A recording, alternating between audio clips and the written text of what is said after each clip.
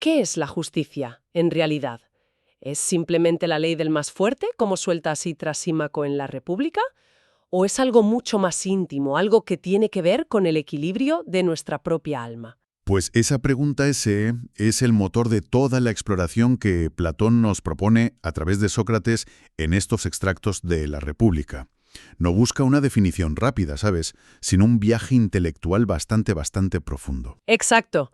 Hoy nos sumergimos justo en esos textos clave. La misión es seguir a Sócrates mientras, desmonta ideas comunes sobre la justicia y para encontrar su verdadera esencia acaba diseñando una ciudad ideal, analizando el alma humana y hasta reflexionando sobre qué nos espera tras la muerte.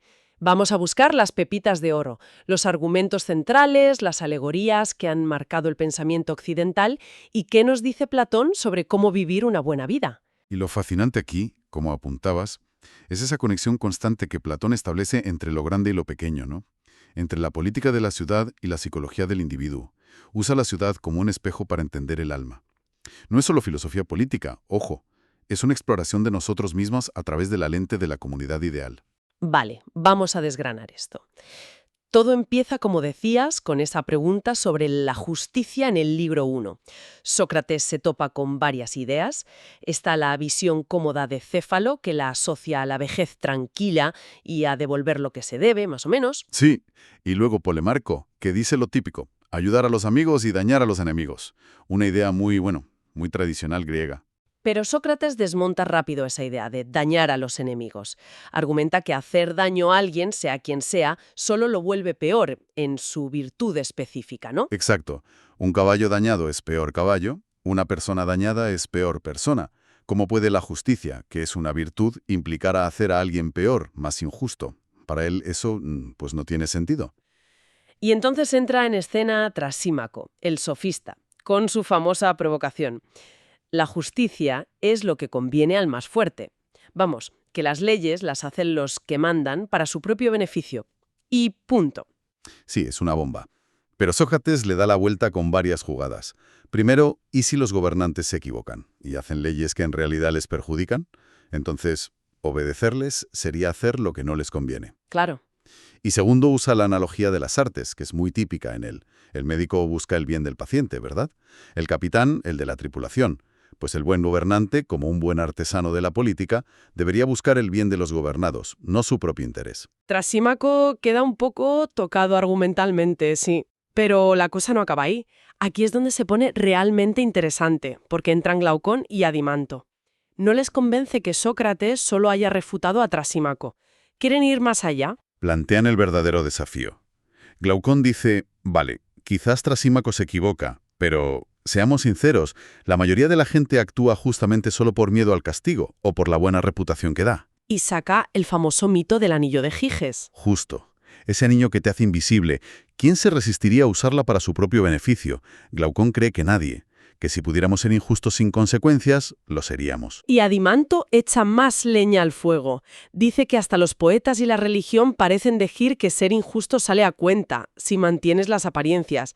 Hablan de recompensas futuras, sí, pero también de que puedes comprar el perdón de los dioses con sacrificios y demás. Vaya panorama. Entonces le piden a Sócrates, demuéstranos que la justicia es buena en sí misma, por lo que le hace al alma, sin importar premios o castigos, ni aquí ni en el más allá.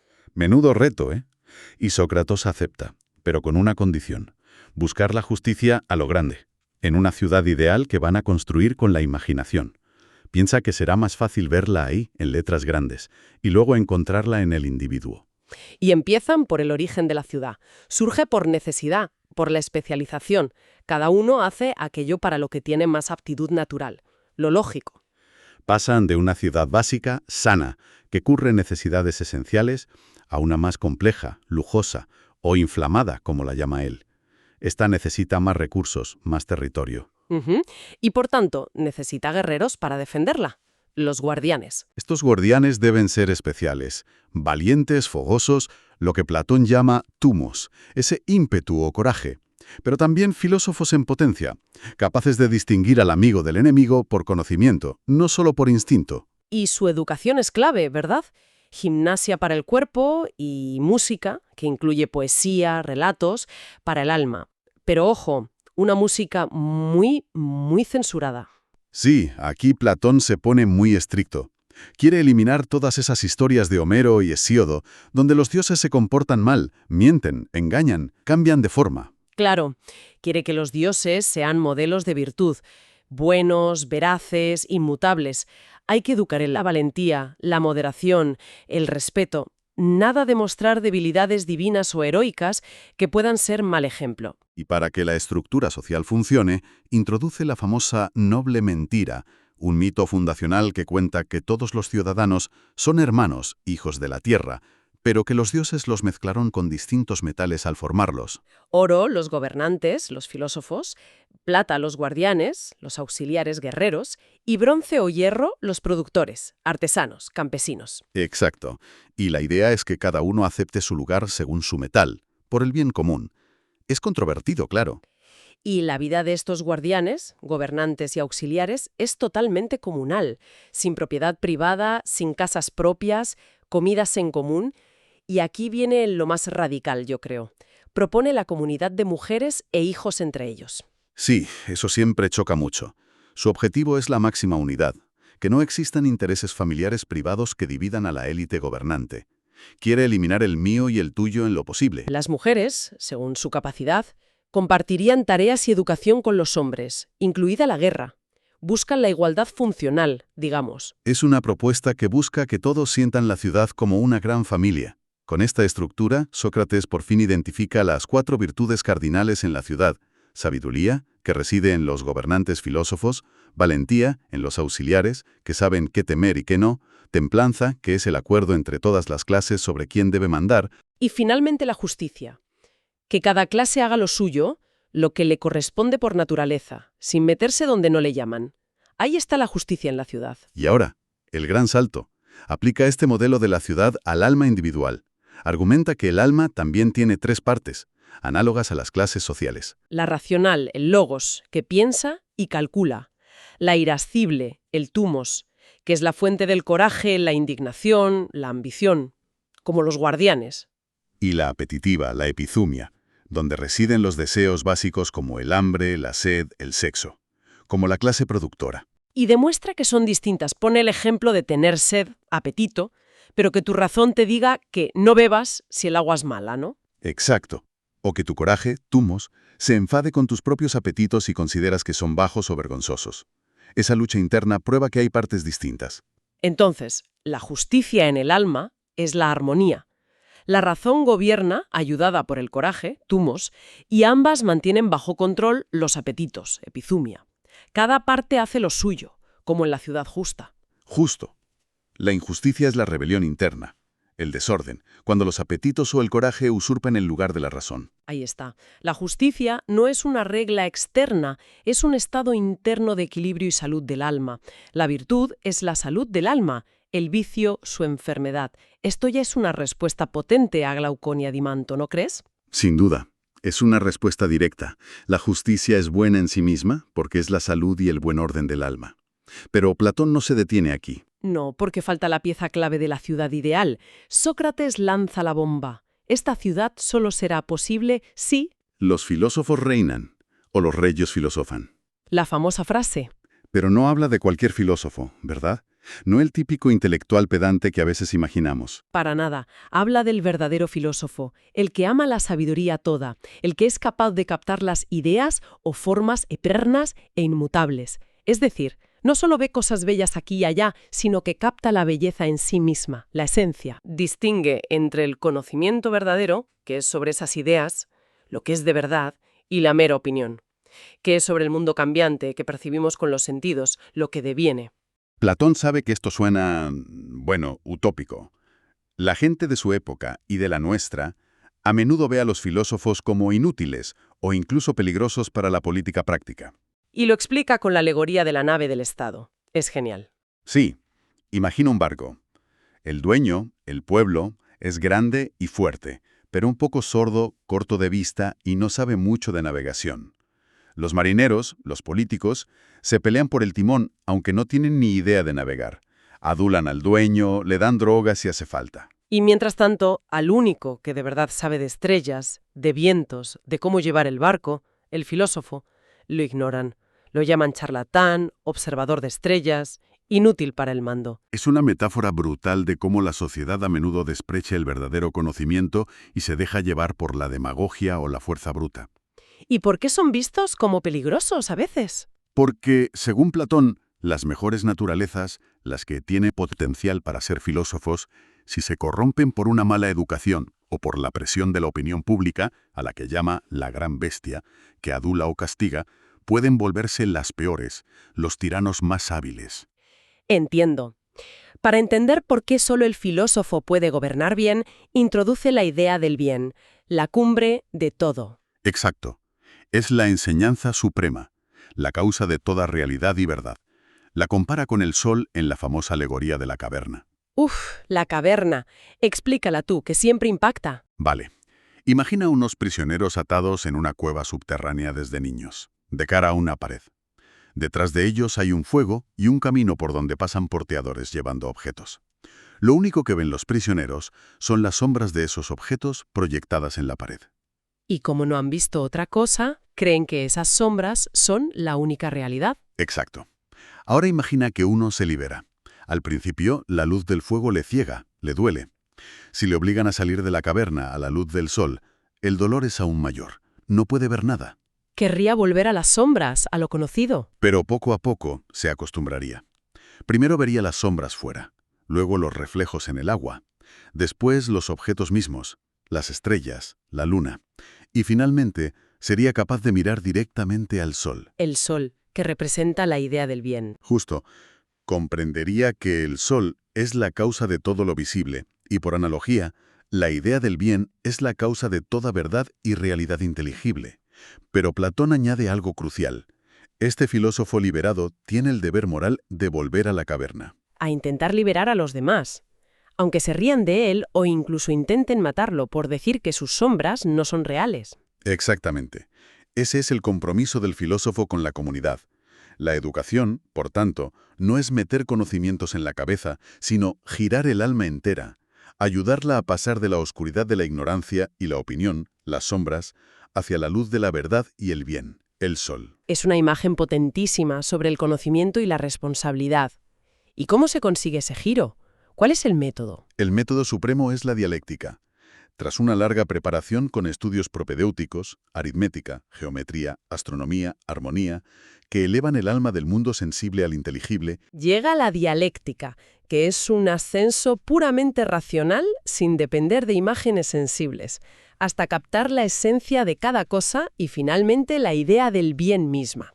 Es un entrenamiento intelectual y moral muy riguroso, solo para los más capaces y maduros. una vez que ha pintado este ideal, que es la aristocracia, el gobierno de los mejores, los filósofos, Platón dedica los libros 8 y 9 a describir la inevitable decadencia, cómo se pasa de lo mejor a lo peor. Empieza la caída. Primero, la timocracia, el gobierno del honor, donde domina la parte irascible del alma, tumus. Los gobernantes buscan gloria militar, honores. Después viene la oligarquía, el gobierno de los ricos. Aquí domina el apetito de acumular dinero. La ciudad se divide entre ricos y pobres. Luego, la democracia. Surge como reacción a la oligarquía. Se valora la libertad por encima de todo, pero Platón la ve como una libertad que puede degenerar en licencia, en hacer cada uno lo que le da la gana. Todos los apetitos se consideran iguales, no hay jerarquía de valores. Y ese exceso de libertad, esa falta de orden y respeto por la autoridad o el saber, según Platón, abre la puerta a lo peor, la tiranía. El pueblo, cansado del caos democrático, busca un hombre fuerte, un protector que acaba convirtiéndose en tirano. Es el peor régimen posible. Y el hombre tiránico, que vive dominado por sus pasiones más bajas y sin ley, describe a Eros, el deseo erótico descontrolado, como un tirano interior. Es el ser más infeliz y esclavo de todos, aunque parezca el más poderoso. Platón se esfuerza muchísimo en demostrar esto. Da varias pruebas para convencernos de que la vida justa del filósofo es infinitamente más feliz que la del tirano. ¿Como cuáles? Bueno, primero, compara directamente la vida de ambos. Segundo, analiza los tipos de placeres, los del saber, filósofo, los del honor, timócrata, y los de la ganancia, oligárquico, demócrata. Argumenta que solo el filósofo ha experimentado los tres, y puede juzgar con razón cuál es el más verdadero y satisfactorio, el del conocimiento. Y hasta hace un cálculo matemático. Sí, el famoso cálculo de 729. Dice que el rey filósofo está 729 veces más cerca de la verdadera felicidad que el tirano. Es una forma simbólica de decir que la distancia es abismal. Y remata con esa imagen final del alma. Ah, sí. La del alma como una criatura compuesta. Un hombre interior, la razón, un león, el coraje o tumos, y una bestia de muchas cabezas, como una hidra, los apetitos. La justicia es cuando el hombre interior, con la ayuda del león, doma y controla la bestia policéfana. Y la injusticia es cuando la bestia o el león se rebelan y someten al hombre. Una imagen muy gráfica de la lucha interior. Y en el último libro, el Exec, Platón vuelve a un tema que ya había tocado, la poesía. Reitera su crítica a la poesía imitativa, como la de Homero. Dice que está doblemente alejada de la verdad, ¿no? Porque imita la apariencia de las cosas sensibles, que a su vez son solo copias de las ideas eternas. Exacto. Y además argumenta que apela a la parte inferior y emocional del alma, la que se lamenta o se ríe sin medida, debilitando así el control de la razón. Por eso la expulsa de su ciudad ideal, salvo los himnos a los dioses y los elogios a los hombres buenos. Es una postura muy radical sobre el arte. También en este libro intenta demostrar la inmortalidad del alma. Sí, ofrece un argumento un tanto peculiar. Dice que cada cosa tiene un mal propio que la destruye. La roya al hierro, la enfermedad al cuerpo. El mal propio del alma es la injusticia, el vicio. Pero vemos que la injusticia, aunque la degrada, no la destruye físicamente. Y si su propio mal no la aniquila, menos podrá hacerlo un mal ajeno, como la enfermedad del cuerpo. Por lo tanto, concluye, el alma debe ser inmortal. Y para cerrar toda la obra, nos regala el mito de Precioso y fundamental. Es la historia de un soldado que muere en batalla, viaja al más allá, observa el juicio de las almas, sus recompensas por la virtud o castigos por el vicio en ciclos de 1000 años, y luego revive para contarlo. Lo más impactante es el momento de la elección de la siguiente vida. Sin duda, las almas antes de reencarnarse deben elegir su próximo destino. Pueden ser un rey, un tirano, un animal, un artesano. Y Platón muestra cómo muchas eligen mal, deslumbradas por el poder o la riqueza aparente sin pensar en las consecuencias morales. Odiseo, que ha sufrido mucho y aprendido, elige la vida más humilde y tranquila, la de un ciudadano privado anónimo. Exacto. El mito subraya la importancia crucial de la filosofía. Solo ella nos da el conocimiento necesario para elegir bien en esta vida y en la siguiente, para distinguir la vida justa de la injusta. Luego beben del río del olvido, el leteo, y vuelven a nacer. Entonces, ¿qué significa todo esto al final? Hemos hecho un viaje tremendo, ¿eh? Partimos de qué es la justicia y llegamos a la conclusión de que es, fundamentalmente, una armonía interna, la salud del alma gobernada por la razón. Eso es. Platón argumenta apasionadamente que esta justicia interior es la única fuente de verdadera felicidad, mucho más valiosa que cualquier poder, riqueza o placer externo. La justicia paga, y paga bien, en términos de bienestar interior. Y aunque la ciudad ideal, con sus filósofos reyes y su comunismo radical, parezca una utopía lejana, impracticable, quizás, las preguntas que plantea Platón siguen increíblemente vivas, ¿no crees? Totalmente. ¿Cómo organizamos nuestra sociedad para que sea justa? ¿Qué valor le damos a la razón frente a la emoción o el deseo en nuestra vida personal y pública? ¿Qué constituye realmente una vida buena, una vida feliz? Son preguntas que nos interpelan directamente hoy en día. La República no da respuestas fáciles ni cómodas, pero nos obliga a pensar, a examinar nuestras propias vidas y nuestra sociedad. Sin duda. Nos deja con esa idea potente de que la justicia no es solo una cuestión social, de leyes y estructuras, sino algo profundamente personal, ligado a nuestro equilibrio interior, a quienes somos por dentro. Y esto plantea una pregunta importante para quien escucha. A ver, Si esa armonía interior, gobernada por la razón, es la clave de la felicidad y la virtud, ¿cómo podemos cultivarla hoy? En un mundo lleno de distracciones constantes, de sombras mediáticas, de presiones sociales que tiran de nosotros en 1000 direcciones, ¿cómo encontramos y mantenemos ese centro racional? buena pregunta. Y se me ocurre otra para terminar conectada con el anillo de Giges. Hoy ese anillo podría ser el anonimato en Internet. El poder sin supervisión real.